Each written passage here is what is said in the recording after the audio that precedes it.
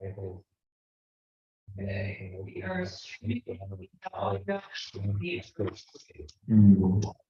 the appendixes, you mean? Yeah, yeah. I'm looking at some of that. Before, and I can see that actually, Yeah. Go back and- Oh, yeah. Right. In the world.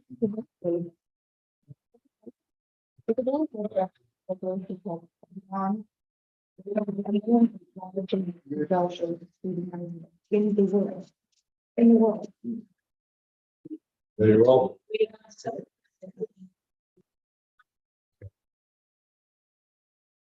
Right. So we'll get to that. Ready, let me know when you're ready to roll. Yes. Okay, like to thank everybody for attending the Village of New Paltz Planning Board for regular meeting of July 18th, 2023. We have administrative business to take care of. We have some public comments. I'm sure we have no public hearing scheduled, and we do have one application review, PB 21AX, where we're going to be looking at the DEIS. So with that in mind, did everyone get a chance to look at the meeting minutes from the meeting of July 5th, 2023? Yes. Are there any additions, any editing, any changes that need to be made to that, to those minutes? No? No, not for me. Okay, so I'm going to ask for a motion to approve those minutes. I will be abstaining from the vote as I was not here. So I'd like to get a motion to approve the minutes of the 7/5/2023 Village of New Paltz Planning Board regular meeting. So motion. Second, Second. all in favor? Aye. Aye. And there's one abstention. Next thing we're going to do is look to see if there are any updates from the village board, Ulster County Planning Board liaison. Will Murray, is he here? Okay. Oh, there you are. Well, hey. Any updates? Okay. With that in mind, then we are going to move on to public comments. Are there any people online that are here to make any public comments?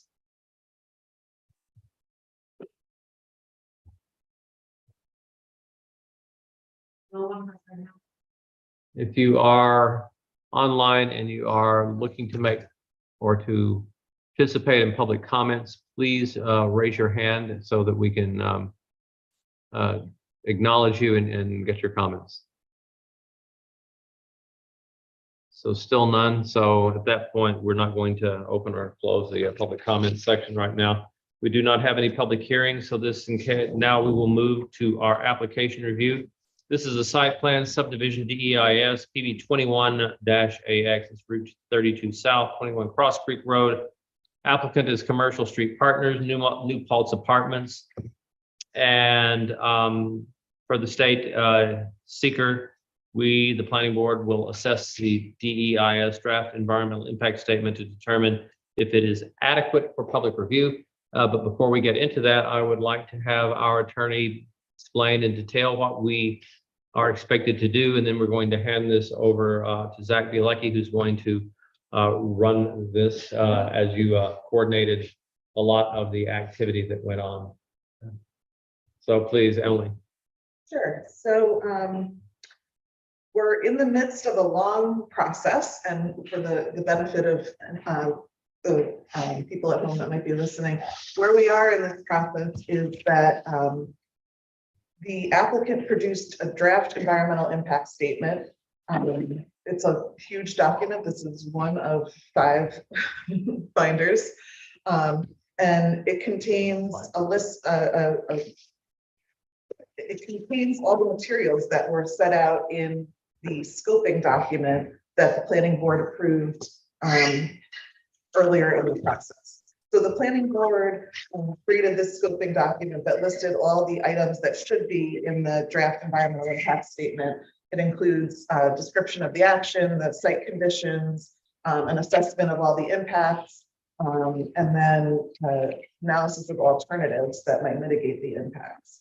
And so the applicant produced a draft, then this board and its consultants reviewed the draft, and the consultants produced separate memos with deficiencies in the draft, things that were listed in the scope, but were not, they did not think were adequately demonstrated in the draft.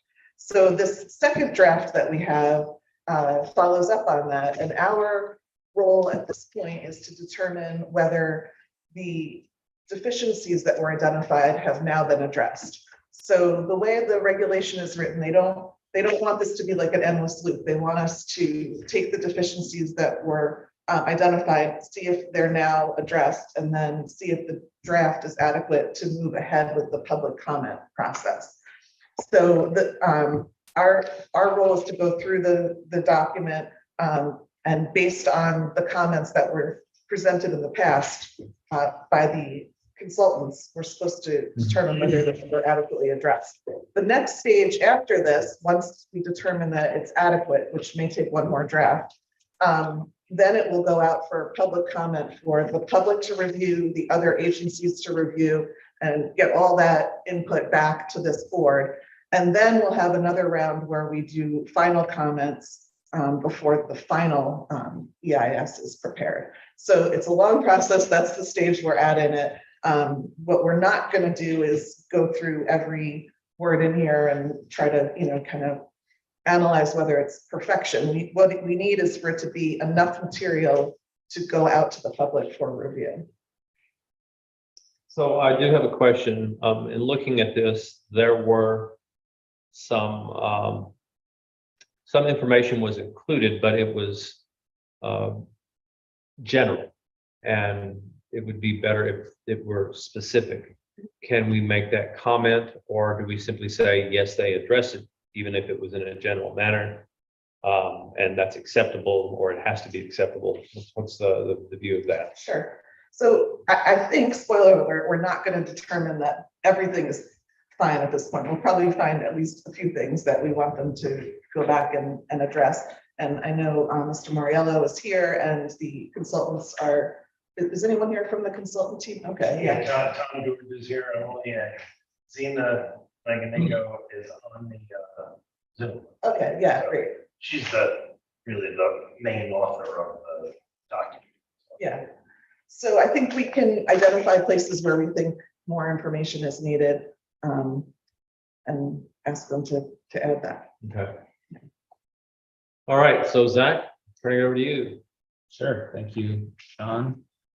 So I guess I'd just like to start at the top of the table of contents with the executive summary. There were some comments from our former planning board attorney, Ms. Torre.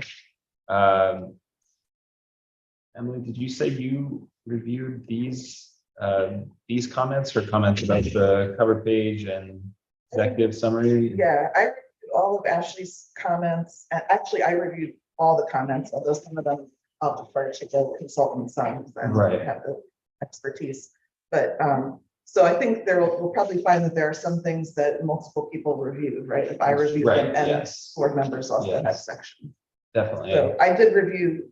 I had nothing for all of part one. All of part, okay, yeah. So that was what I was getting at there, because I don't think did anyone else on the board review the comments on the executive summary part one?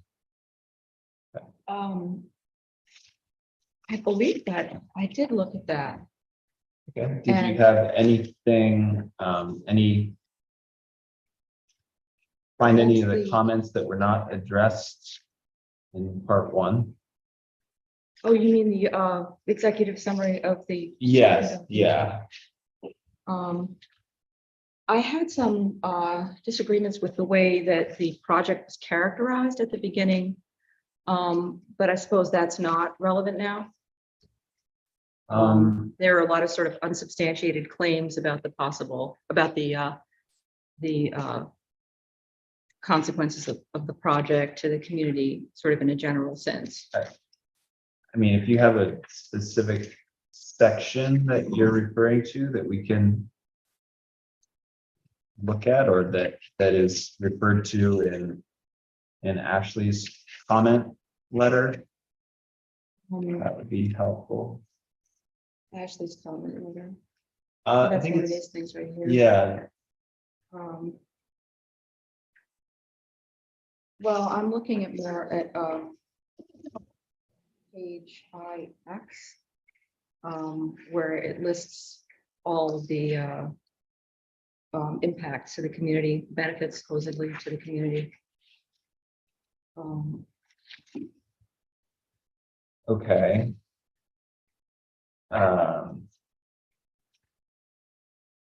And you said we could ask for more specific things or more specificity in terms of like, I would guess also that I would want to know about the generation of jobs and the amount of money. There's, you know, they're claiming that it promotes home ownership, things like that, that I think are really unsubstantiated, especially with the rental unit. That's just one of them. So the executive summary, I think, is supposed to, you know, capture things that are throughout the rest of the documents. Do you think that that's not happening right now? Like, are there things that are lacking somewhere else in the document? Well, or it's not just that, but it also, well, we're going to be we're responsible for the content and the characterization of the content when in the final. And so I would just like to say that I would definitely reword a lot of this at the end. Now, I know that that's not what we're doing right now, but I don't know if I have to mention that now, if it's something that I'm intending. I think if you have a specific thing that you think you're not happy with. Yeah, the mention it. list of, I guess, so the project purpose, needs and benefits, that's it.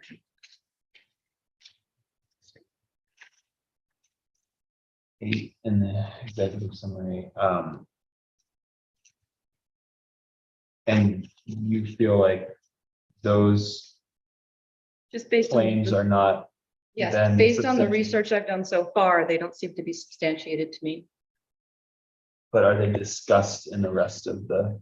In the rest of the The entire details. document, no, this is more of a sort of a community thing. It's not.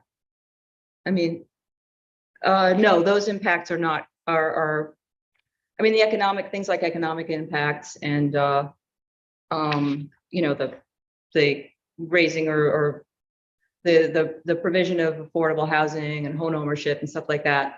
Those are things that are, you know, they can predict, but I don't think that based on what we have here, that those are things that can be predicted that will happen, that are likely to happen. Okay. Not sure how to turn that into a comment. I'm sorry. Yeah.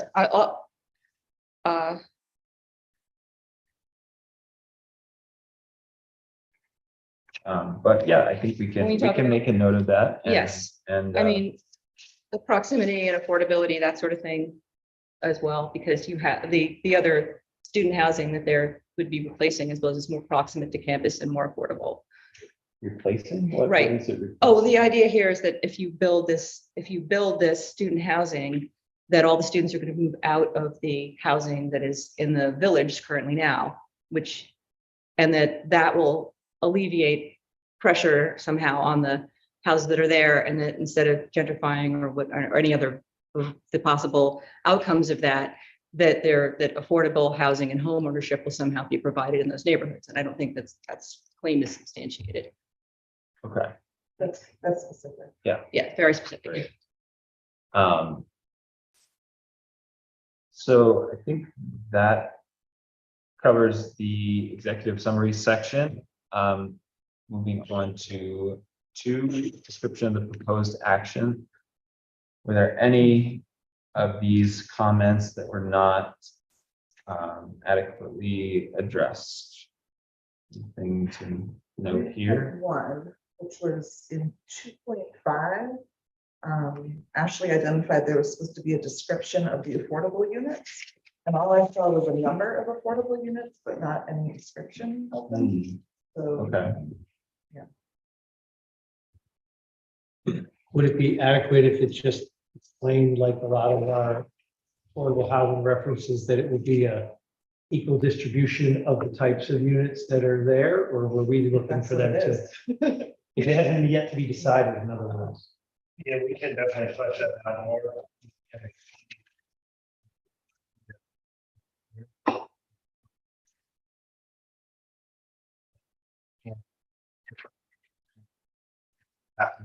Throughout the project, and I don't think they're gonna be different than the other units, right? Wherever there's availability, we can, exact same unit will be available to whomever applies for it. Doesn't make a difference whether they qualify for or not. It's not, the units aren't designed differently for. Or all users, essentially the same. But we'll address that. Yeah.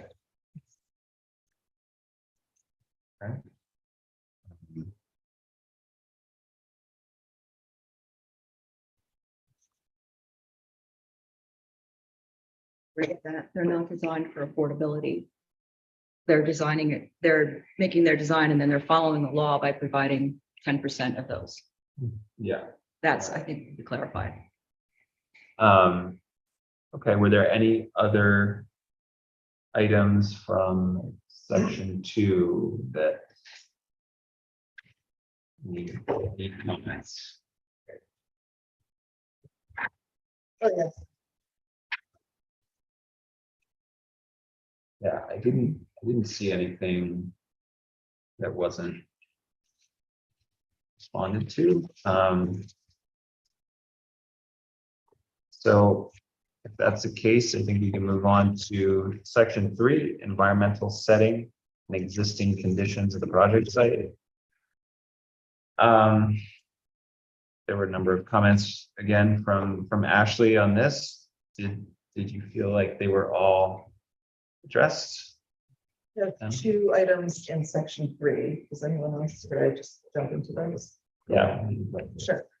So, in 3.3,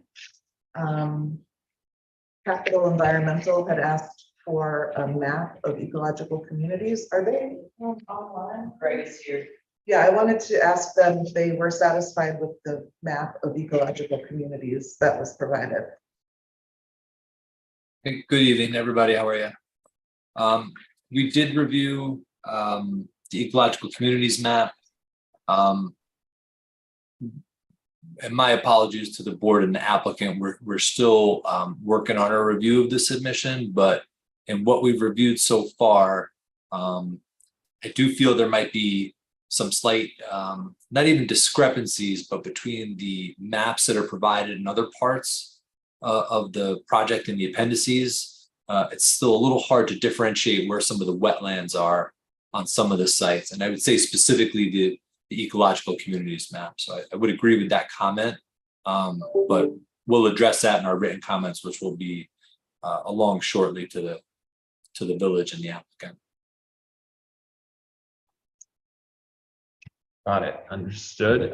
Was there another item? Yeah, the other item was 3.13.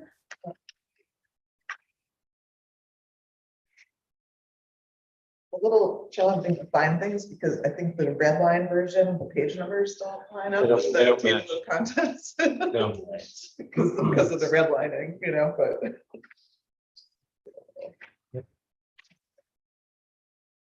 Um, 3.13, there's a newly added paragraph about impacts on the school. And it's really a description of impacts that I don't think belongs in the existing conditions section.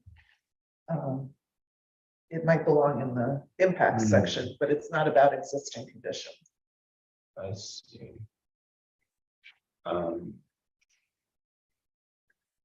Okay. Ashley's original comment was that section 3.13 does not discuss existing community services for the project site.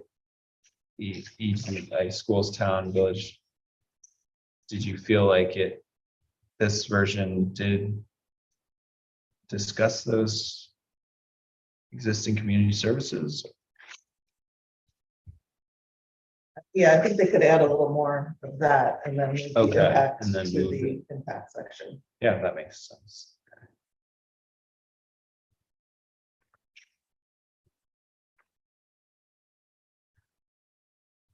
Did anyone else have items from section 3 that they felt were like were not addressed? Section 3, well, I mean, as far as the wetlands go, I know that I mentioned during the last time that, I mean, one of the most impactful part of this development is its sheer size. And I feel that especially you've got it sort of clustered. It's shaped sort of like a dipper, and then there's like a handle that goes up and bends. And it's at the kind of the bend of the handle and the top of the handle there on the northern side of the development that encroaches, I feel, on the wetlands that's most important. Because though that is the area that was formerly colonized by beavers, which provide the complete ecology for a whole,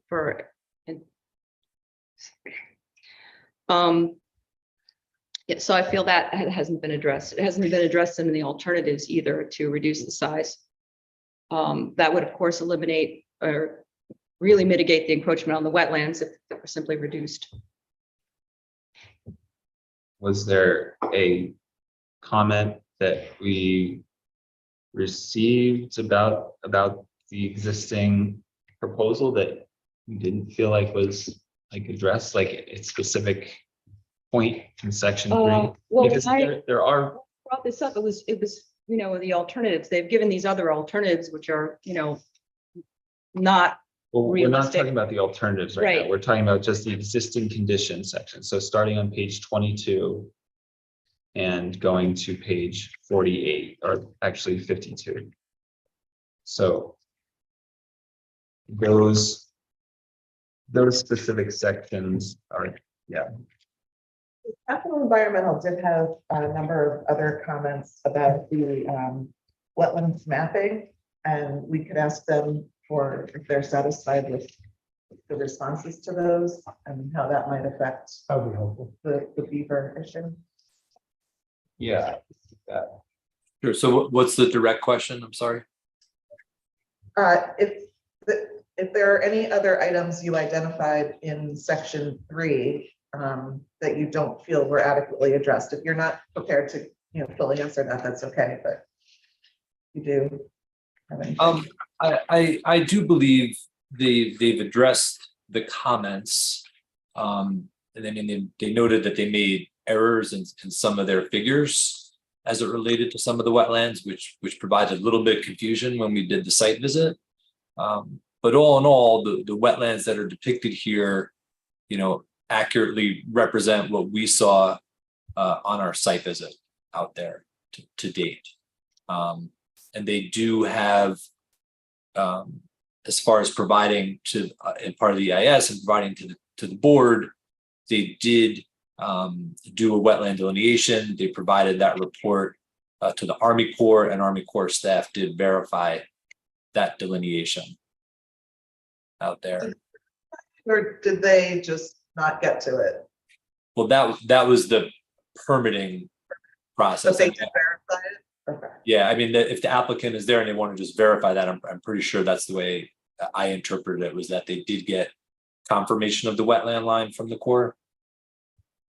Is that correct, Brian Rozelle, or some staff member did? And Brian or Zelda time went by, you know, the response. I didn't hear the response. I'm sorry. Yes, that's correct. Okay, good. And so what you're referring to though is that they did reply for a nationwide permit 29. And that nationwide permit, if the Corps does not respond to that within 45 days, then it's considered that they are able to proceed with the action as long as they adhere to all the guidelines in nationwide permit 29. So that was going to be one of my comments. I would ask them, was the nationwide permit 29 submission part of the EIS? Was it included as an appendix? I don't think I saw that there. Was that included? I believe it was. I think we have a map which shows the walking trail and the. and Right. That's not encroachment. Right. is. Was there a narrative or anything that went along with that, like with the pre-construction notification or anything like that? There's a narrative in the document itself about the trail. I would defer to Zena on the level of detail. Zena, do you recall? What Chris and Mike know you put together?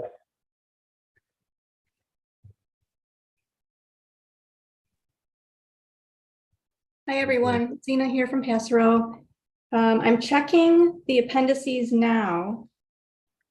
I believe we did submit the nationwide permit, but we only received back an email from, Yeah, The that was Army in there. I Corps. saw that.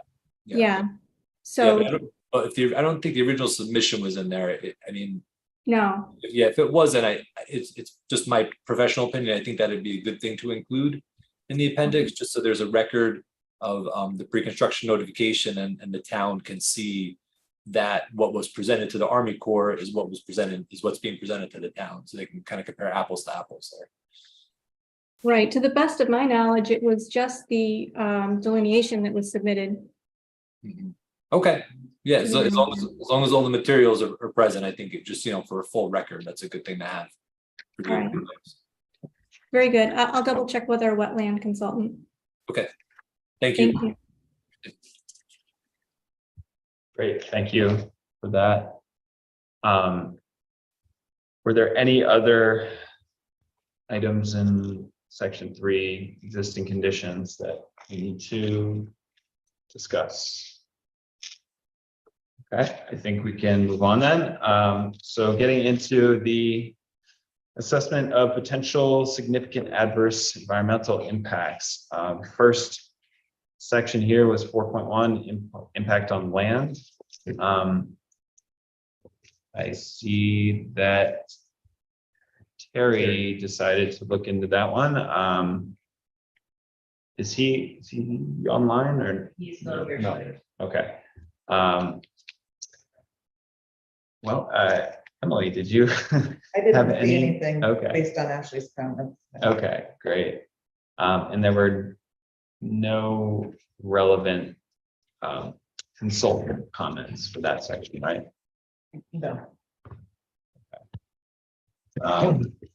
Great. Did anyone else from the board have anything they wanted to raise about that section, impact on land? No. Okay.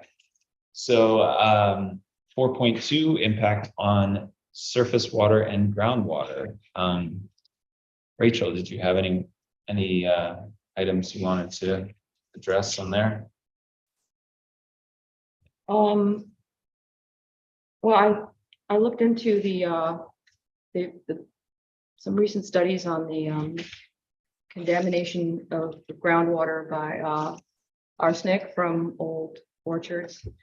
And it's apparently more pervasive than the previous studies that they have. And I know that one of the studies that they used for the soil was from 2005, and I think that there's more recent information on that, and I think that that should be adequately tested. I think that in order to avoid problems like what happened with Plains Road, and to be able to distinguish whether people's wells previously had a contamination of arsenic, or following the development had a contamination of arsenic, it might be a good idea to see if we can get some of those wells tested to find out, what, if any, base level there is. So, well, maybe what we could do is ask our environmental consultant, as they're finishing their review, if they could just check if the arsenic was adequately addressed in this. Is there a specific page or section that is dealing with arsenic Well, in this? the soil, the section on soil, and I guess Well, that would mean, we're talking about surface water and groundwater Right. right now. right, but okay, so I guess, all right, we can, I guess, address that later then. Okay, Soil might have been in 4.1 that we skipped over. right. Pending. It's so areas confusing. for your- A lot of material. It's a Yeah. lot of material and it's just, it's a huge, feels like such a huge responsibility to check it all. Well, Well, we're making not- sure it's complete and then the other agencies are gonna get a crack at it. So, Right. yeah. but I think, if there's a opportunity for capital to just double check that the arsenic issue is addressed, then Well, we can do that. okay, so I had mentioned this before, the idea that there could be some hot spot testing as opposed to just sort of putting, a grid over it and testing those random spaces.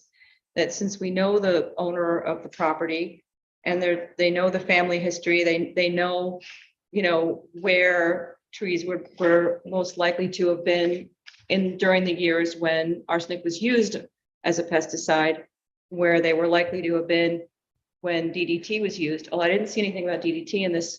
I've seen it for other developments. But then that would be the best thing to do, because that's what they end up doing when they remediate a site. They find the most contaminated areas and clean those up. It's not sort of a random thing, because where these pesticides were likely to have been stored, where a spill might have taken place, and where they were most likely to have been used. So I just think that might Well, be if a you little take a more look, if you practical. take a look at the testing that we did in the report, it was a very, very detailed report. The testing was done uniformly throughout the build portion Right. and within all of the areas that were formerly fought. And we're remediating twice as deep as the regulations call for. We've decided to remediate that entire area and not have the issue be an issue. So that's how we decided to deal with the arsenic issue. I'm unaware of any contamination of wells from arsenic. I don't know about Plains Road. I don't know that story, but I'm unaware of any pesticides in wells, except for some limited amount that was on Long Island with Tenic and some of the fumigants that they used in very, very sandy soil with shallow wells. But like I said, a long time ago, one of the meetings, the arsenic issue, to me, is kind of a nutty issue, because arsenic is everywhere. It's in the woods, it's in the village, it's everywhere, and it's generally in amounts greater than 20 parts per million, which is how Ulster County regulates arsenic. Arsenic is regulated at much higher levels than many other counties, but in Ulster County, it's 20 parts per million. But to my knowledge, it's not a groundwater issue, and we're gonna remediate the site. So I don't think, I will say, 100% I agree with you that the whole EIS process is so difficult from the standpoint of all these reports that are as part of an appendices, and then you have to refer back and you have to read. It's turgid. It's just that you just go through this march reading everything. And from a completeness standpoint, I mean, what we're talking about too, and I'm sure Emily will talk to the board about this. From a completeness standpoint now, we're not trying to mitigate every impact right now. We're trying to just determine if this document is complete for public review, for agencies to comment back and forth on it. So we have to, I always say with EISs, and you do enough of them, you have to always be mindful not to let perfect be the enemy of the good at this stage. There's going to be a lot of comments, I'm sure. And there's going to be mitigation measures that are going to have to happen because of those comments. I'm pretty sure that's always what happens. Sure. Just two things you said really quickly. One, it's not any, there have been plenty of studies recently, I can send them to you, where people's groundwater was contaminated with arsenic from former orchards. There's a recent one that was done just a year ago in Connecticut. I can send you that. Well water The other things, or ground.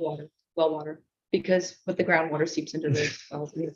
And then, well, okay, the other thing is that if there's already a base level of contamination of arsenic in the soil, then if there's added contamination from pesticides from orchards, it seems to me it would make it worse, not better.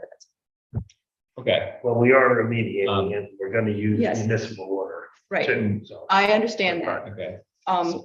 And I saw what that's the other thing I didn't understand was when the remediation, you were gonna take the contaminated soil and put it on 7 acres that you're still gonna use for agriculture. Well, Correct. let's get to that on another section. That's the impact on soil and agricultural resources.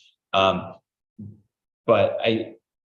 nobody else has, comments about the surface, specifically the surface water and groundwater.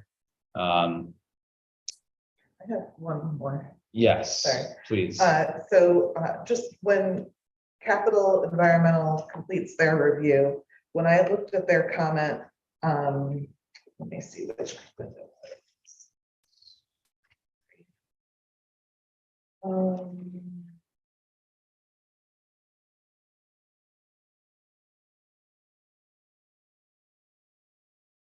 The part about disturbances to wetlands and wetland buffers, there's a discussion about the town of New Paltz, wetland regulations. It gets confusing because this is in the town, but if everything goes as planned, it'll be in the village. So then the town's regulations won't apply anymore. So that's a little confusing in the description. But what I wanted to make sure is that Capital Environmental is satisfied with the narrative about wetlands, not just which ones are regulated, but what actually exists on the site and what the impacts to them are. Because I feel like a lot of the description gets into what is and isn't regulated by which entity versus the actual What's impact actually to the there. wetlands. Hmm. So I just wanted to ask them to consider that. I had a quick question about that. Isn't it in the village, in the town? And so I thought that the rule with the wetlands laws was that the most restricted one should apply. I know that's the way it usually works, so that, a town or a village can make more restrictive laws and that they can't make less restrictive laws. Well, I checked the town wetlands law and it specifically excludes the village. It does, okay. Okay, yeah, so that's good to note as well. And then there were only two comments in the original note from Capital that seem to both have been addressed. Okay, going on to section 4.3. Sorry, this is Greg. I just want to ask, so the village is, I don't mean to belabor the point, but the village is comfortable with that assessment? I mean, is that more, is it a legal determination as to whether, you're right now, because the property is in the town, are you beholden to those regulations and those buffers? Or is it because it's being annexed that it's not? So I think that it's a distraction from the point, which is that the question in seeker is where are the wetlands and how are they being affected, not what regulations apply. That'll come further down the line. That's how I would look at it. Okay, There's a whole section about probable and possible wetlands, and it's using a lot of terminology that I think is based on the law and the mapping versus what's actually there as an environmental resource.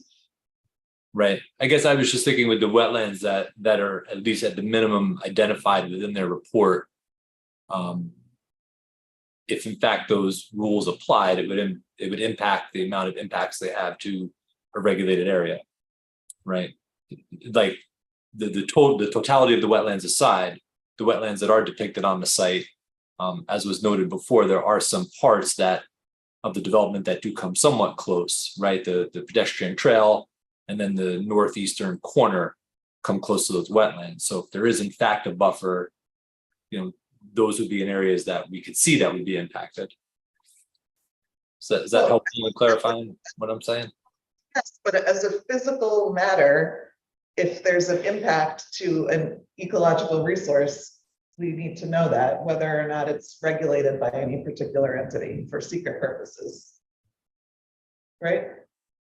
Yes, but if you're dealing with just the village, then it's just the wetland. If you're dealing with the town, then they consider the wetland and their adjacent area to be a valuable resource as well. There's an additional resource that's being impacted. I'm sorry, we don't need to get into this here. Like, I don't mean to get into the weeds on it. I just wanted to bring it up. The question was asked. I think it's just important to determine that, that's all. Okay.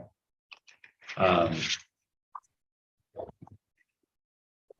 think then we can move on to 4.3, impacts on plants and animals. I believe, John, you were going to, oh, no, nope, sorry. Rachel, were there any items in here that you thought could use some clarification?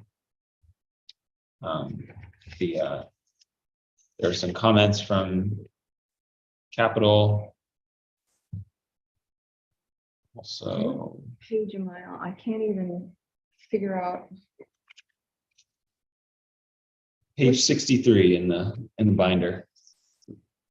And then the comments are, in a couple different notes.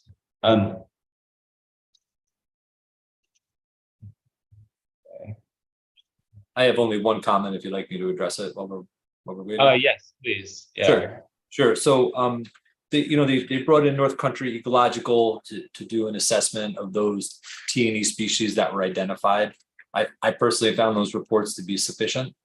The only question I would ask, and I say this as someone who is not an expert on northern long-eared bats, just on other projects I've worked on recently, I know there's some new criteria that came out in March for northern long-eared bat assessments. I would imagine, because you're proposing to cut trees and whatever you're proposing to do is within that time frame, I think it's November to April, where you're permitted to do so with really no impacts. I would just say whoever is working on the northern long-eared bat for you, if they could just provide a statement or an email that says that what you're proposing to do in relation to the northern long-eared bat complies with the March regulations that were just released, which I'm sure they can do pretty easily. But I think that's important just to make sure. And for Great, thank you. just for the board, it's gone from we've threatened to endangered, and that's the reason for the change in the regulations. So, Right. Okay.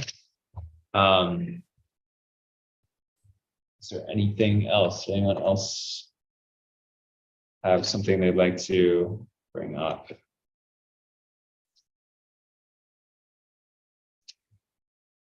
Okay. Yeah, that was a pretty short section. Moving on to 4.4, impact on agricultural resources. That's me. John. So I reviewed the red line, and I reviewed the notes that were sent by Passero, and found some agreement, some disagreement. I think the very first one is existing conditions do not contain the following description of the time frame or when the site was last used. In my opinion, it is minimally acceptable because it says decades ago. I'd like to see a more defined period of time. Decades could be 10 years ago or 100 years ago. Yeah, I can give you that. No Perfect. problem. That's what I'd like to see on that one.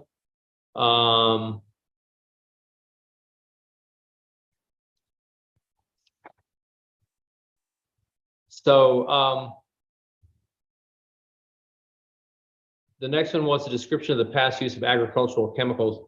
You did mention pesticides, herbicides, and fungicides. And I know that in section F in the back that there is a listing of what specific pesticides, herbicides, and fungicides were used. Would it be possible to have it in the body of that, simply because I don't think that the average a person who's reading this is going to take the time to go back and find section F and coordinate with that. I know that the list is fairly comprehensive, but is there a possibility of getting a little bit finer granular detail on that? John, you want that list placed into the document? I think it would be helpful because the average citizen who's reading this would not go to table F and go through the table and determine which ones were used. Yeah, we did the testing that was done there was the full spectrum. Right. Of, Yeah. you know, all the metals, DDT and DDE, the metabolites, Right. all that. But we can list it in the. Yeah. I mean, I'm not asking you to put the half-life on there Yeah. so that they can calculate out when it's going to end, just so that they know which ones were used. Impacts, by following that's acceptable, it was answered, description impacts to microfarm. You did include there that would not affect the microfarm, so that was good. Let me look at. It's on a high. The wetland is between the microfarm and the development. Well, this is specifically to the agricultural lands that are being used, not to the wetlands. So I didn't go into that. I need to make sure I stay focused here.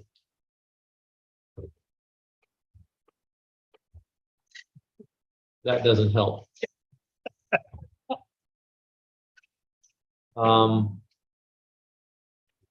Yeah, the preservation of agricultural resources and conservation has been added. That's good to have that on the potential mitigation efforts. And we go back to the one that I was working through. And yeah, in terms of agricultural aspects, that's really everything that I found that was outstanding or needed to be modified. Great, thank you. So moving on to 4.5, impact on aesthetic resources. We don't have a specific board member signed up to do that, but was there anything that you noted, Emily? Okay.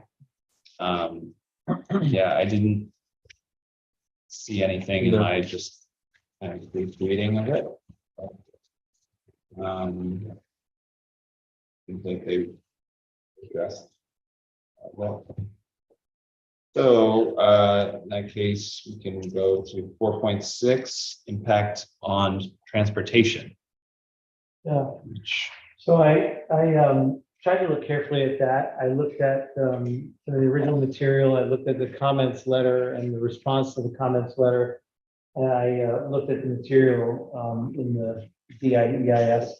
And independent of the things I looked at in the DEIS document that might warrant further conversation, there's kind of one fundamental thing that I'm not exactly able to reconcile between what ended up in the document and the comments and request and response. And that is about the time period during which traffic data was captured to serve as the baseline for the analysis. And when I talk about time period, I'm talking about the hours that were considered to be captured and then determined as peak. I may be misreading it, but they don't seem to match up between the comments memo and what ended up in the document. The peak weekday hours were observed between 7:45 and 8:45, whereas in the comments memo, it said that it was between 8:30 and 9. So I'm assuming the current DEIS is the true.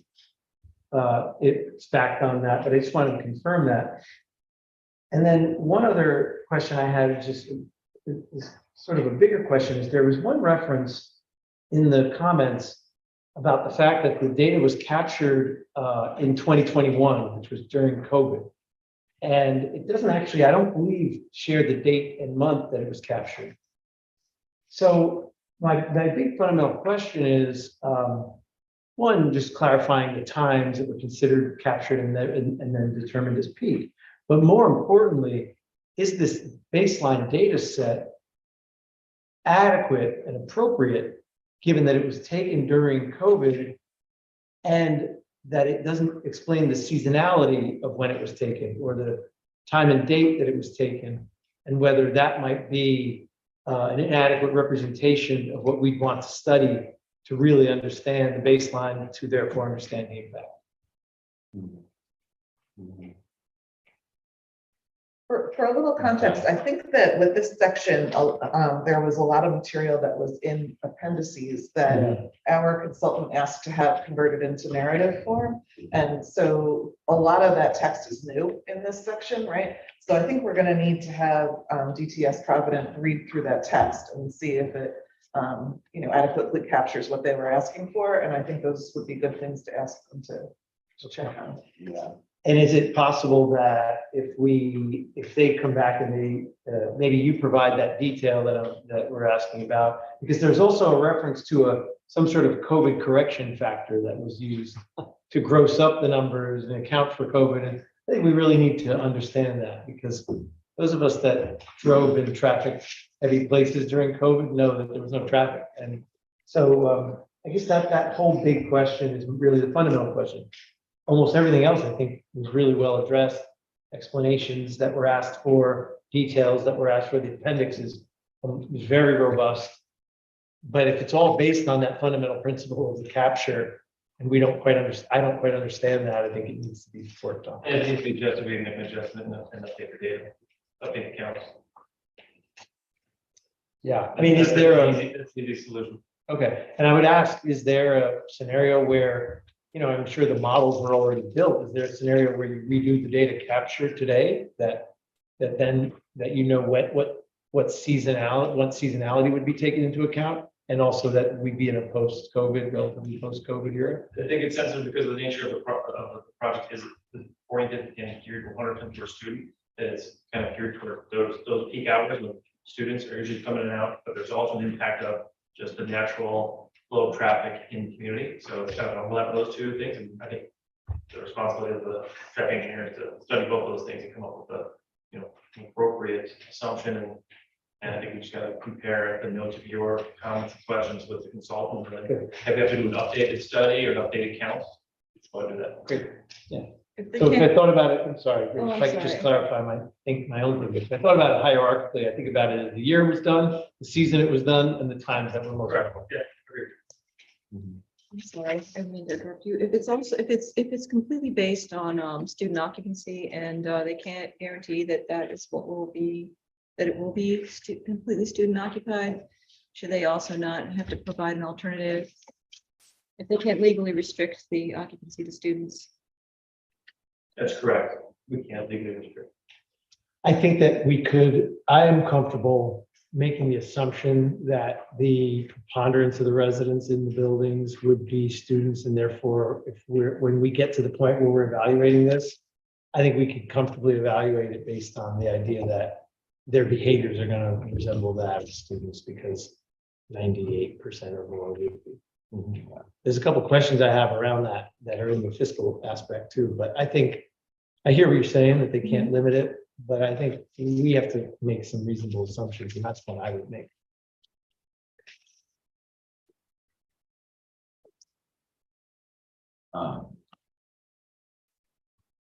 Did you have any things you saw in the traffic transportation? Right, okay. I didn't read it that carefully because So- I thought DTS Provident would look it over. And so we're still awaiting their comments on this too. Okay. When do they anticipate having that? I guess that's a question for the board, is how you want to handle the consultant's comments that will still be coming in. Like, do you want to have do you want them to attend on August 1st, or do you just want to have, how do you want to do that? Personally, I would. If it, yeah, Definitely. Something that brings traffic, definitely. For traffic, it's huge. okay, so we want DTS Provident here, and we haven't talked about the sewer yet. We'll probably want Bernier and Larios here. Definitely. And we may not need capital environmental since they're here right now. Or we can decide later.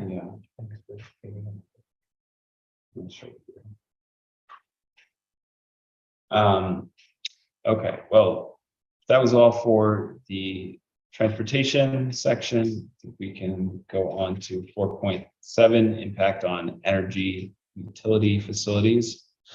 John, did you have Sure. any? Yeah, there was a lot. I guess the, first off, it was absolutely mind numbing to go through that in detail and over a period of a couple of days. The very first thing that then is, I think it is imperative that we have Bernier Larios representative here to filter through some of the data that is there. Because it's fairly complex and there are calculations in there that I don't understand. So in general, I noted that, well, you noted that the wastewater facility is frequently running at overcapacity. And you did put in there, which I'm grateful for, you did put in the modification for the surge system that you had. So I want to thank you for that. But in looking at that and knowing that, that does kind of in general cloud the rest of it, because it does run over capacity. And I noted that you had some inspections that were done by camera, and there were notations of problems within the system. So in a general sense, I'm curious as to how that's, if there are currently problems within the system. You noted that there were joints that were bad, and that there was some piping that had sunk, and so they weren't in perfect alignment. How the addition is going to affect that, and that's a question that obviously is not, the onus is not on you to understand that, but I think our engineer needs to be able to speak to that. So moving through the through what I had, a lot of this, I just put that the inclusions were confirmed simply because they were. There are questions about the data simply because I don't understand all the data and the processes to get to that point. So having them here would be very good. Mostly by and large, they were included. I know on the existing water public supply sources, capacity and current usage and 3-year summary, 27 to 19. So that's an inclusion that's confirmed as long as we have access to the Catskill Aqueduct. Is that correct? To my knowledge, it is, but I'm not, I think I can Okay. answer for. Okay. That's one question I have, because I know that we also talk about the system that we have up in the foothills, and not this year because of the amount of rain, but periodically it's not at its full capacity, and so I'm curious as to how that's going to affect. Again, that's something that Bernier Larios could probably answer. So I think we need more detail on that. Yes, the inclusion confirmed on one part. It says the description of the existing public sewer conveyance and treatment facilities capacity and current usage, 3-year summary of flows and loadings in the village, highlights the average 3 months flows for each year. And you also, that's also where you stated that it often runs over capacity, and you do have the inclusion of the equalization tank, which is mentioned on 7.2 reference table in there. So thank you for that.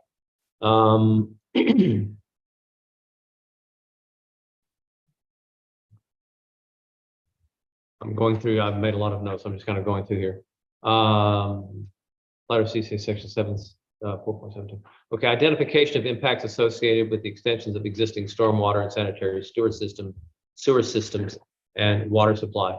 I think that needs a little more thorough engineering review by Bernier Larios, because engineering table 29 declares that 1/3 of the system operating at above capacity. Your figures declare that there would be no impact.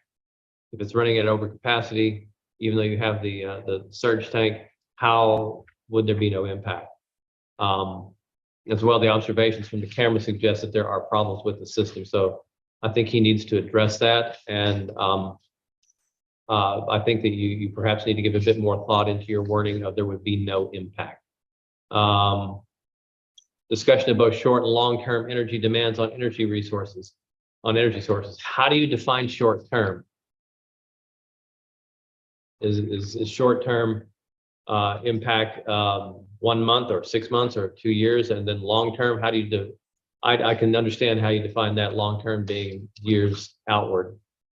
And the out years probably are what you're specifying, but I'd like a little more of a definitive nature and on the what defines short-term.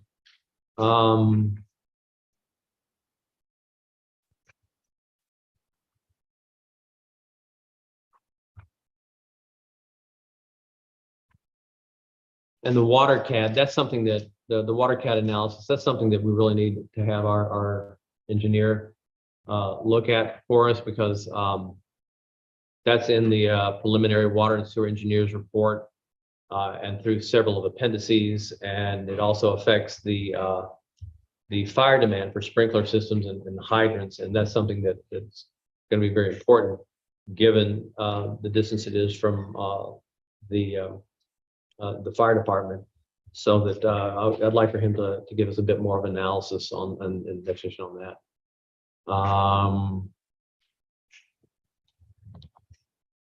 There were calculations of the fire flow requirements but I'm just wondering, do we match those? I couldn't. It may be in a table that I didn't notice. So if we can get our engineer to look at that.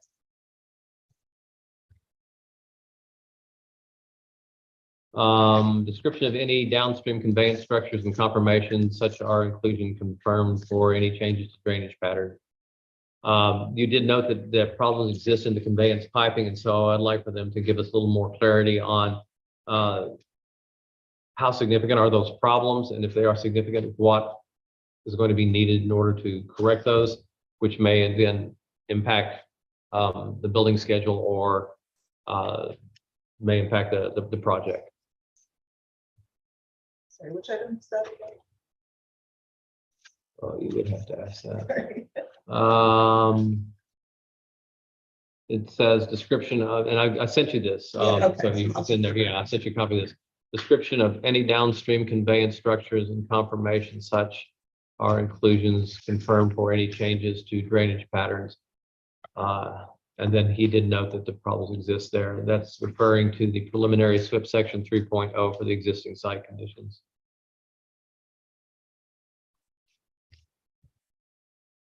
No inclusions and limitations of cable, telephone, and cellular. That's fine. So evaluation potential mitigation efforts to improve existing capacity restraints within the village sanitary sewer system. It included the equalization tank and discharge timing.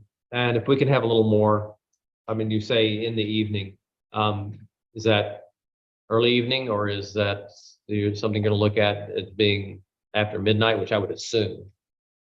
But every time I do that, I get in trouble. So just if we can have some little bit more of a fine declaration on that. The green stormwater practices were included. That was really good. I actually like that section. And that's it. That's all I got. Comprehensive. Thank you. I noticed the same thing on that section, sorry, just about Yeah. the scope called for evaluating potential mitigation measures to improve existing capacity restraints. Right. in the sewer system. And I think that was something that Bernier and Larry has picked up, that the equalization tank will mitigate the additional Future. to some extent, but it's still going to be more Mhm. flow, and Yeah. is that the real problem to be resolved? Yeah, I guess the great question for the village is not specifically for the applicant, is that since I moved here and started paying attention to this, I've always said that we're at 95% capacity. Haven't been at 95% capacity for about 15 years. So I would like a little more of a fine tooth comb running through that to tell us what's going to be done so that we can not be over capacity, because there was declared that we are over capacity, which I believe is true at some point. And so how can we mitigate that, the effort of the precedent in the future for that, so. Yeah, I Especially agree with you. considering an annexation, right? Yes, yes. That being said, on page 166, make a list of the development projects in the area. Mhm. And I think there are more than that. Yep. It's listed there, so they should include all of the pending developments that are going to affect this. Hmm. Is that in the? Yeah, it's in- Section, It's on page 166. okay.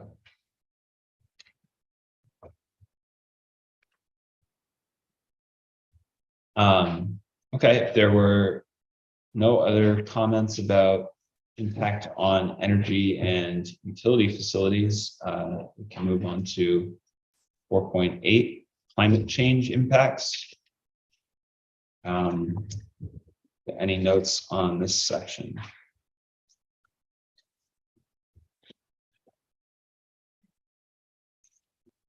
Difficult to, Let's see, Ashley. there's so many. Yeah, we took through the comments and thought they were adequately addressed. Okay. Well, I guess her comment was that there was no climate change. So now there is. That's correct. We had the first incantation of that report was not good at all.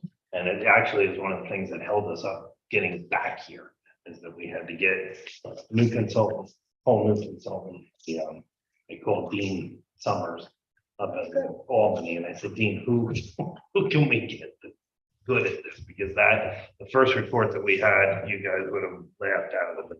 And so we got new consultants, and I think they did a very, very thorough job. I was happy with that part of it. Since this is a new section, do we have one of our consultants that can look over it? Would that be something that Capital Environmental could look over if they haven't already? This is climate change. Is that what you guys are discussing? Yes. Yes. I wouldn't, I mean, we've done some work for that. We could certainly take a look at it. I could kind of review it. If I feel like we could provide some good comments on it, I'll let you know. Otherwise, I might defer to someone else to review that. You guys have someone else that you do use for that? I'm not sure where this fits in, but I think that for the project, there wasn't really a consideration of using permeable surfaces for the parking and parking area in the roadways. And just from what I've seen, it seems like that would be suitable for the amount of traffic that they're expecting to come in and out of this place. And that while it might involve a little bit more of an initial investment to use a permeable surface instead of asphalt, what they're finding now is that the maintenance ends up being lower. And of course, because of the fact that the water seeps into the ground where it is, as opposed to running off into and adding to the wastewater that would be generated by the project, that this might be an alternative that's worth looking at, please. So that might be related to the stormwater prevention plan or the surface water section. Yes, or yes. You address that in stormwater. Okay. Great. Well, I didn't see anything else that I wanted to add for the climate change impact section. So unless anyone has any other comments there, I think we can move on to 4.9, impact on noise, odor, and light. So for this, I reviewed Ashley's comments and did think that they had all been adequately addressed. I didn't find anything, they were all fairly small items, and I didn't find anything that felt needed to be added there. Does anyone else have any comments on that section? Was potential odors from the pump station addressed? That seems to Um, be where they usually come from. So that was not one of the comments. I'm not sure, I'm not 100% sure if it was, if it's in the current report. Let me see. What we had suggested that Bernier and Larios would look at the engineering of the sewer engineering. So Mhm, with mhm. that, we could ask them if there's an anticipation of whether the engineering design would have a risk of odor. Yeah, I don't see specific mention of that in this section. Page 120 would be, is where they talk about potential impacts of odor. It's more focused on the construction impact, and then if the one site is fully occupied, the student housing complex is not expected to produce objectionable odor. So, yeah, I think good point. I have microwave frozen pizzas, but other than that. Too bad. Stale beer.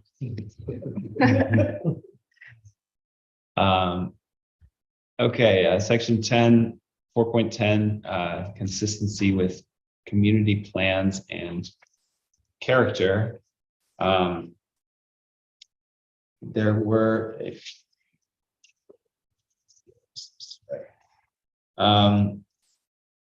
did feel that all of Ashley's comments had been addressed here. I think that, yeah, I didn't see any, additional things to add here.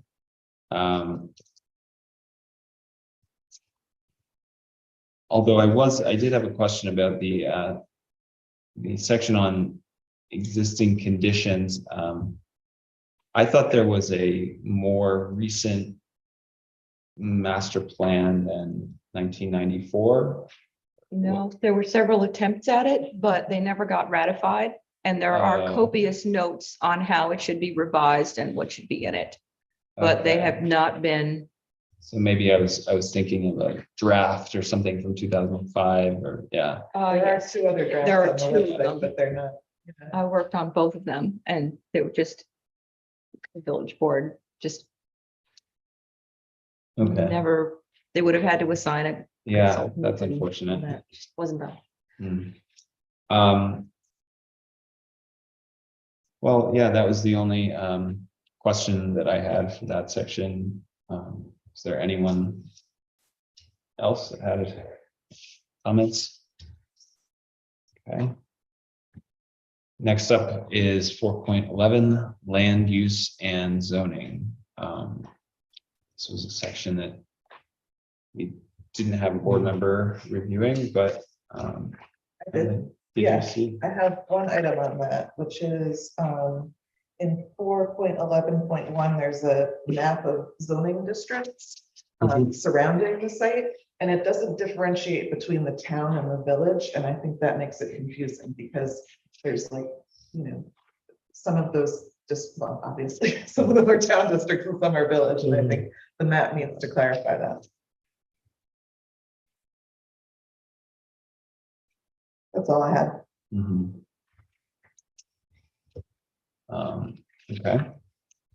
Well then, lastly, we have 4.12 fiscal impacts. Yeah, so I looked at the the memo from our attorney and had a couple questions about it. There weren't many.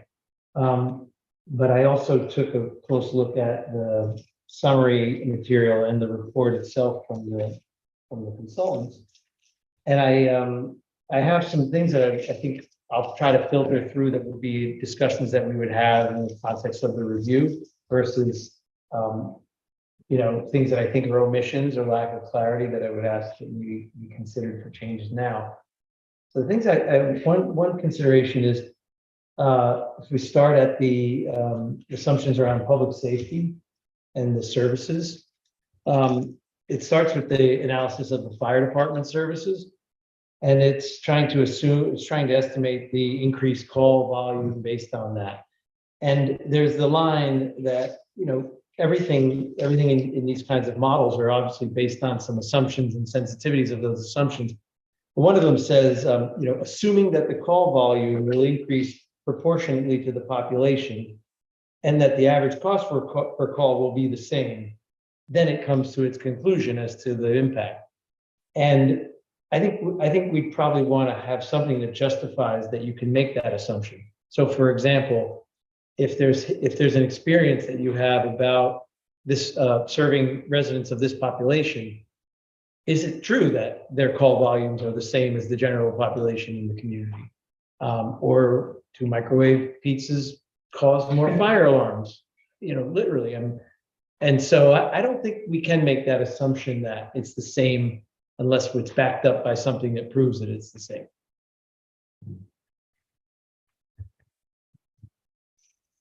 Reasons with automatic alarms getting a lot of. I mean, I've heard that the campus is disproportionately higher amount of fire calls than the rest of the I'm town. guessing it might be something to prove or include. It's zero split between campus, town, But proportionately, fortunately. Really know that. Okay. because that's what there's, Well, right there, we have experience, so maybe we just want to say that, not assuming that the call volume, but we can say data shows, or our research shows, or there's evidence that, and cite that evidence. That's all. Because if it is the same, then the analysis works. If it's not, then. Awesome. but I mean per capita, is it even? Again, I don't know that. That's a different, but that's a more relevant question, isn't it?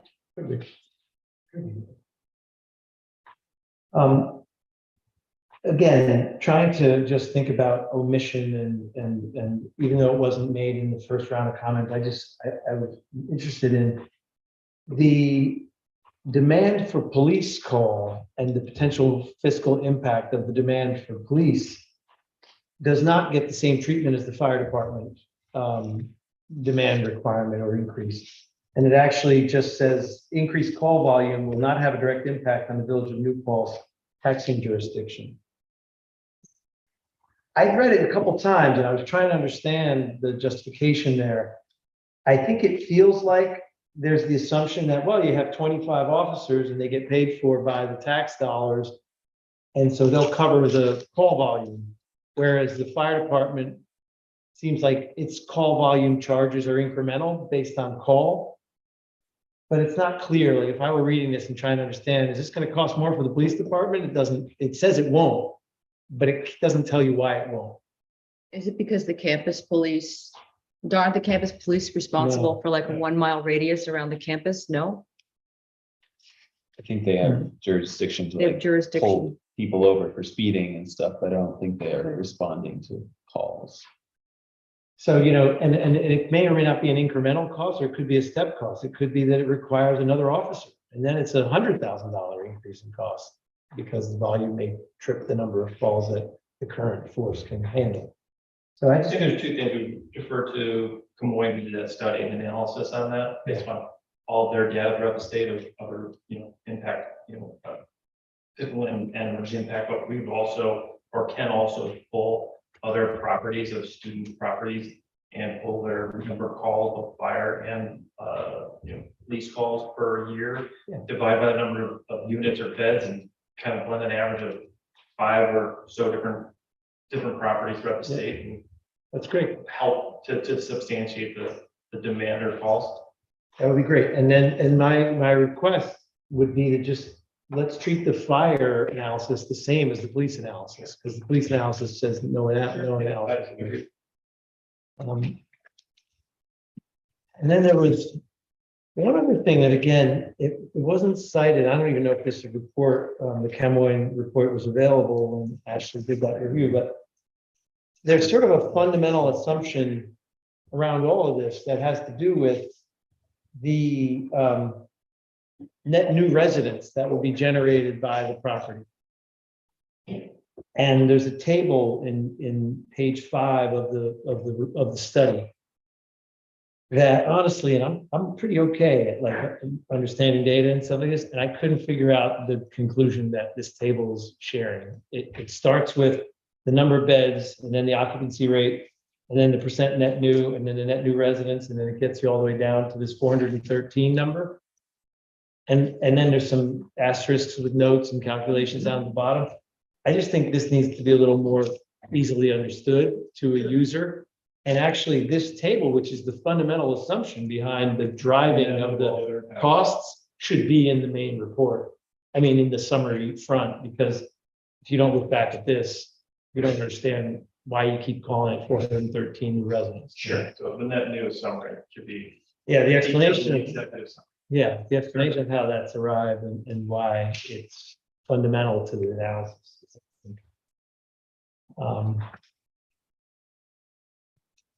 And then, yeah. And then the last one was just spending by new tenants. It looks like it's based on, a 2020 consumer expenditure survey, kind of that like market basket type of an economic study. And I just wonder whether it's applicable to the population that's assumed to be the residents of the space. Do college kids buy household furnishings, transportation, healthcare, education, entertainment at the same rate that others do? And if not, then this is not the right data to use to estimate that economic impact. And like you said, there's probably studies that do tell you what their spending patterns are like, and that would probably be the assumption data that should Yeah, be used. I've deferred Kamala on some calculations they've used or formulas based on it. So apologies, because that's some new stuff that wasn't in the other, but I think the other was a little under, maybe the information was, I think these are important additions that I would recommend. So I have a question, just in your calculations, is your assumption that these are going to be additions to the current population and economy? Or will that just be a transfer of the existing individuals and economy from the town into that apartment, I'm sorry, Carol, into the. apartment, from the village into the apartment?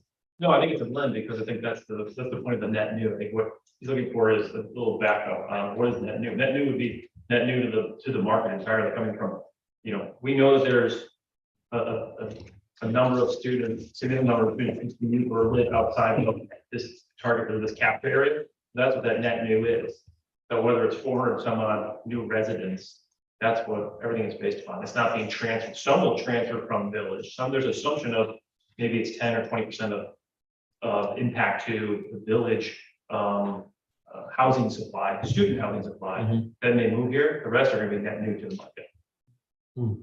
So that net new doesn't necessarily assume that the school enrollment has to go up by that 413. It's likely people that are already consumers of the college, but This is, none of this is based on, we can't predict enrollment growth. right. I mean, you can kind of say, but you can look back historically, but it goes up and down, but student inflow has been pretty steady for the last 10 years. Yeah. And going up, call it maybe 5-10% or up or down that much in the last 10 years.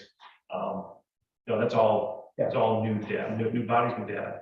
So I didn't understand what that net new meant until John asked that question. You explained it, and so the reader's got to be able to understand. And what percentage of the residents of that, you say 417, or is what your figure of net new residents, is that correct? I can't. 400-ish? Whatever it is. Yeah, I think 413. From inception of the project, we're now down to roughly 650 maybe plus or minus students, I forget what it is, or beds. So or- 600, so 600,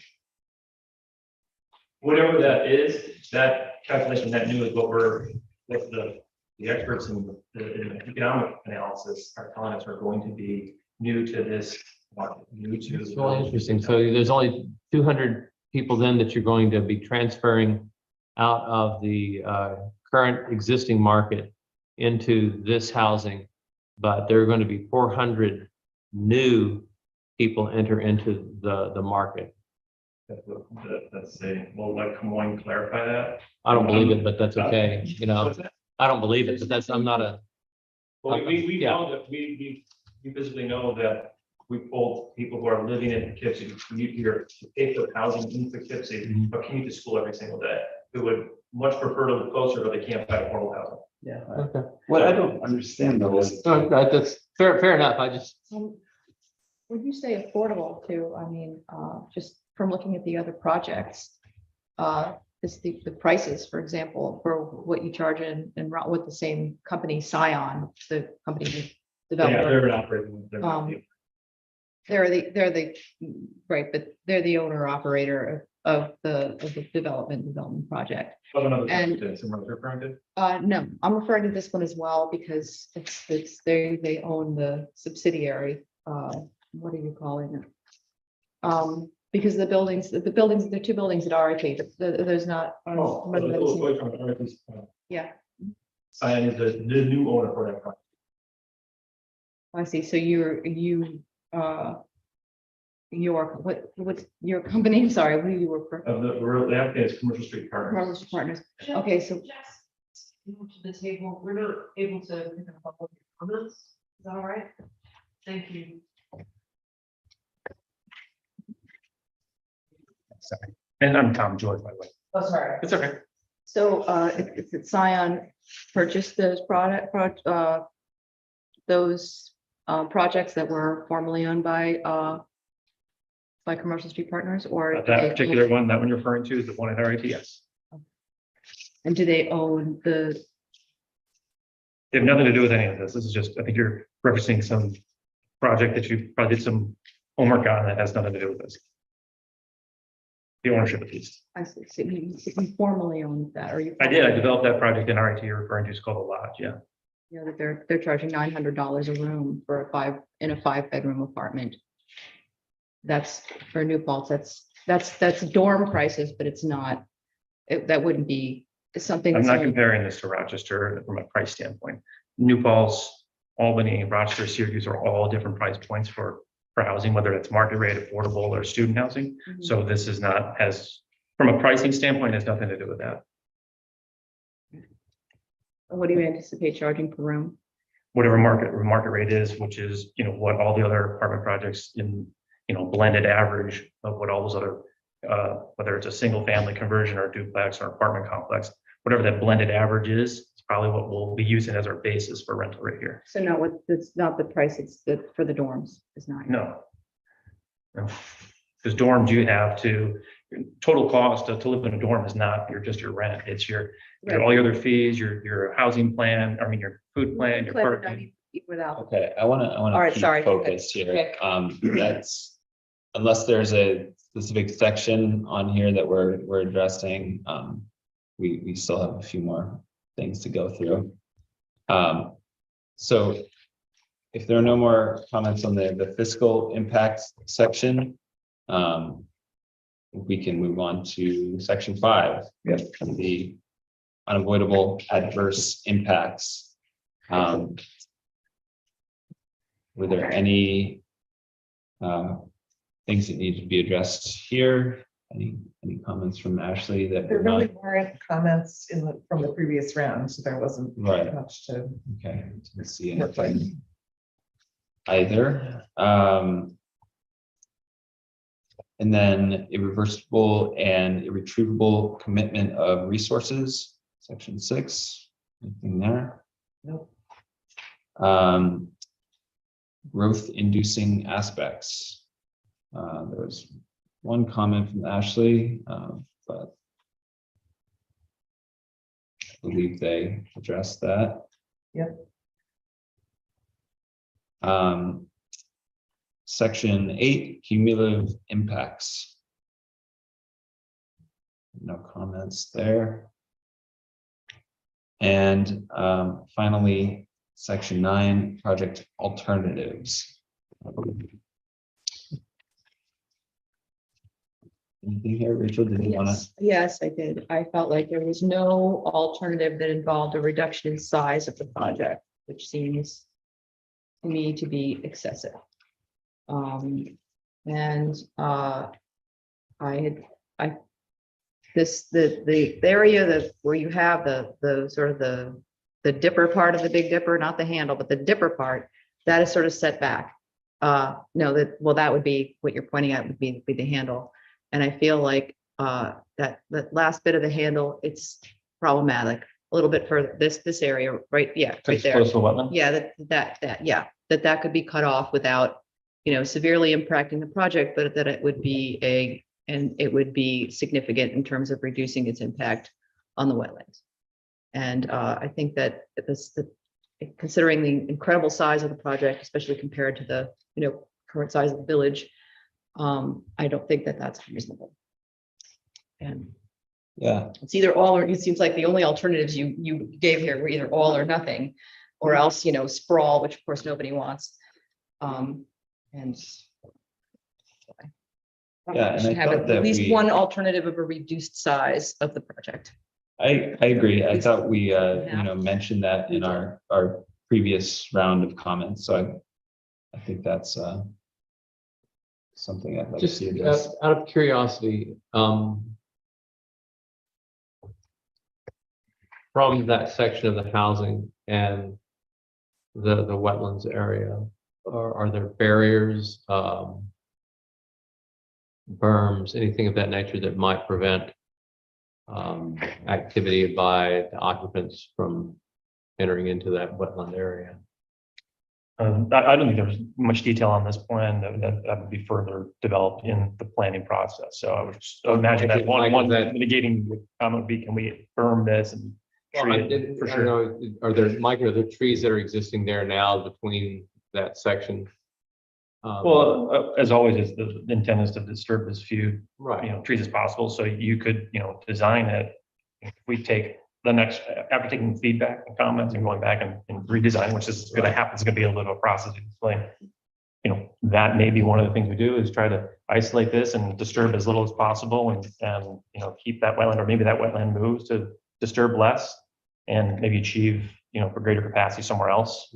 And maybe this gets reduced. And I think through the conversation back and forth, that's what this process is all about. I mean, I'm pretty certain to the board here that when we get to public comments, Rachel's comment is going to be one of the main comments about that area.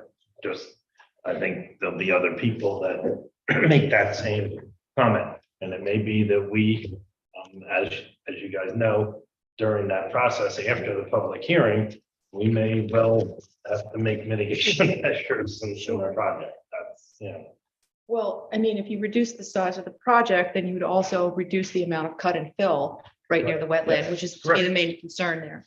Yeah, so this plan represents, I think, 724, at least from a site plan standpoint. And, that was as of January, I forget what, maybe some of the other data was calculated based upon maybe, so I think that net new of 4 something is not off 724. I think It is actually. it is off the 724. Yeah, I think so. All right, so I know that number will get decreased or reduced. It is, but then it reduces it by the occupancy assumption. Yeah, and then it just, should be a simple factor of multiplication. And It is. so, okay.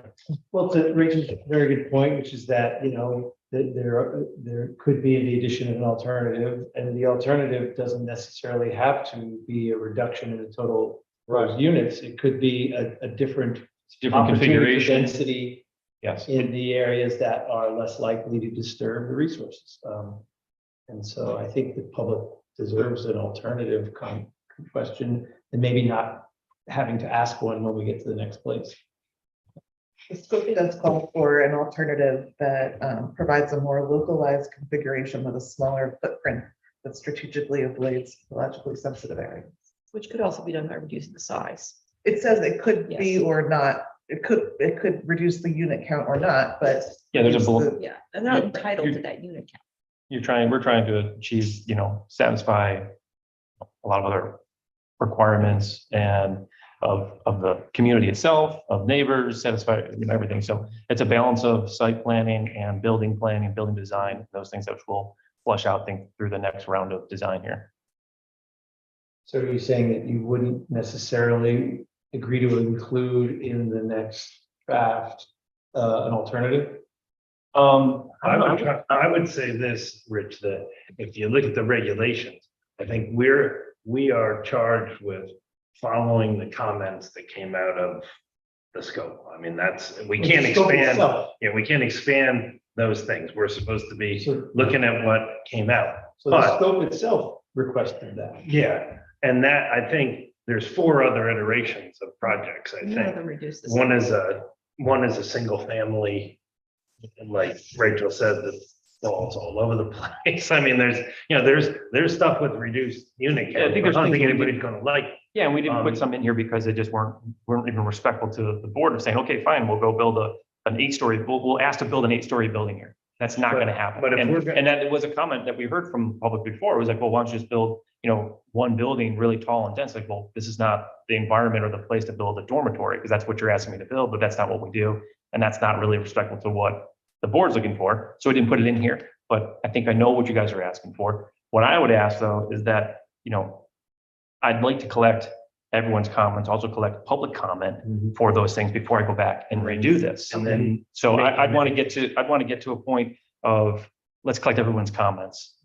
And then let's go and redo this and do what we need to do. Instead of redoing this now and taking another, 3 to 4 or 5 months of my time to come back to you guys with another plan, like, well, that's not really what they wanted from a public standpoint. So I'm totally open to it. I know that it's part of the process, but I want to get to this point and get to a public comment period before we start redrafting drawings. Yeah, I mean, Rachel's brought up this issue right from the beginning. I think if you look at the map, it's Tom and I both see it. I think Tom's partner sees it. So there's certainly going to be some mitigation measures that have to be made going forward. So. Okay, thank you. Well, that concludes the EIS, other than some tables and figures and appendices. Were there any additions there? Any comments on those?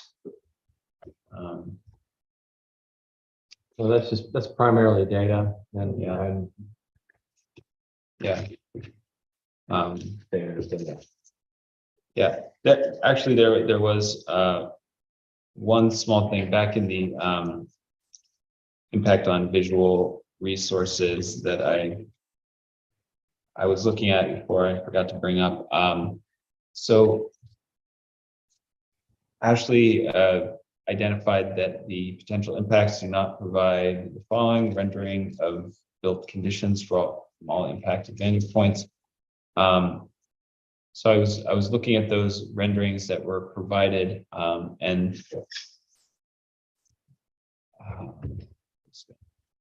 here,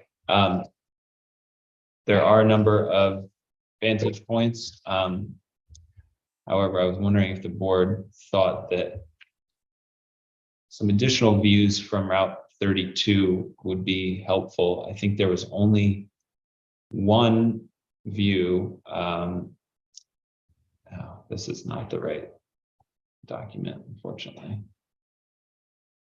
Yeah, I think so. Um, I think with the height of the building, that a lot of times, they give you a limit to how many stories, but if you look at a lot of buildings, it's not, to me, so much important how many stories there are, but how much the view shed is impacted. I think that's the whole point of adjusting the height of a building. And that, you have some sort of lower, naturally lower lying areas on the project that could be consolidated. And I'm not saying an 8-story building, but I mean, if you look around the village, there are places where you have, 3, almost 4 stories, and it's because the building is on the side of a slope. And so therefore the stories are. Utilizing the grade to. Yes, yes, exactly. Rather than cutting and filling and just flattening the whole area and disturbing a lot of the soil, it might be more, it might be something to consider. I would say I that guess in there- the long run. I would agree with that as well, that this site does provide those opportunities as you get deeper into the site. It obviously drops significantly. And I think the drop from 32 to the bottom is think almost 60 feet or something like that, somewhere around 60 feet. It's a very big drop, and there's a lot of very mature, trees in this area that are going to conceal a lot of that. And we could further investigate those opportunities. Where is the best spot to maybe consider further building density using, height? Yeah, I mean, if you could consolidate the handle over into the dipper, that would solve that. I'll solve a number of. Keep your it away problems. from, Rachel, you're saying, and keep it away from where, Yes, what Zach is talking about, 32, keep Right. it away from the easterly portion of the build site. Because that's where 32 right, would see it. Keep Right. those units back from that yeah, hillside, if you will. You remember when we walked down there, it kind of goes down gradually, then Emily's still got to go out there.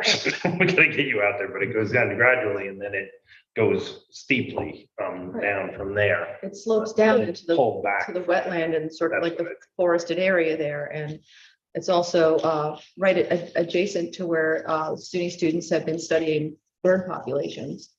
And there's a kind of like little path through the woods, and I feel like that would be where you'd want to keep the development away from. So to Zach's request, I looked at some of the renderings. I didn't get a chance to see the site.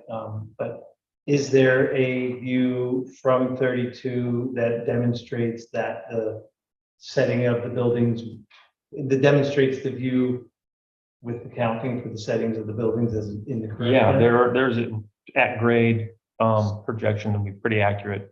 So, yeah, there's one rendering that depicts that. I was hoping that there would be I can't find it. another one or two, potentially further south on 32 coming. Looking north. Yeah, yeah. I mean, coming we north. can do that. Well, the model is already built, and so it's there, and it's a matter of just changing the location of where you want that angle from. So it's Great. wherever you guys want the angle, we can send it. I mean, you're gonna get, now though, Zach, you're gonna get leaf on conditions, not leaf off, but still.